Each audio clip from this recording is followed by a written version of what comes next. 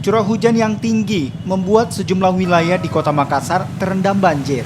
Bahkan sejumlah jalan utama di Kota Makassar sempat tergenang banjir selama beberapa jam. Sementara lokasi yang menjadi langganan banjir kembali terendam sehingga warga harus mengungsi.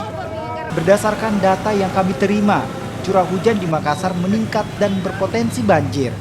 Untuk itu, Wali Kota Makassar meminta warga untuk bersiaga dan juga aparat pemerintah di seluruh SKPD untuk bersiaga menanggulangi banjir.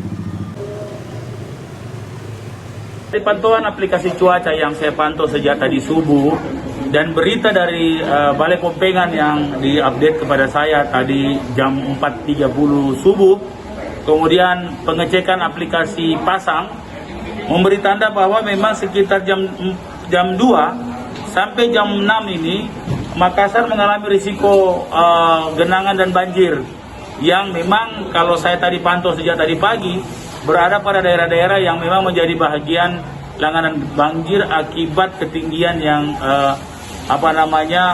tanah yang rendah. Nah, saya tadi sudah keliling, saya dapat laporan di Kodam 3 semakin banyak orang mengungsi. Kita doakan saja, walaupun dalam pantauan ini ada 32,5 mm curah hujan yang begitu tinggi yang terjadi saat ini, karena pengaruh di sekitar perbatasan kota baik di Ringkanaya, Manggala itu lebih banyak dipengaruhi oleh aliran air sungai dari Jereberang. Dan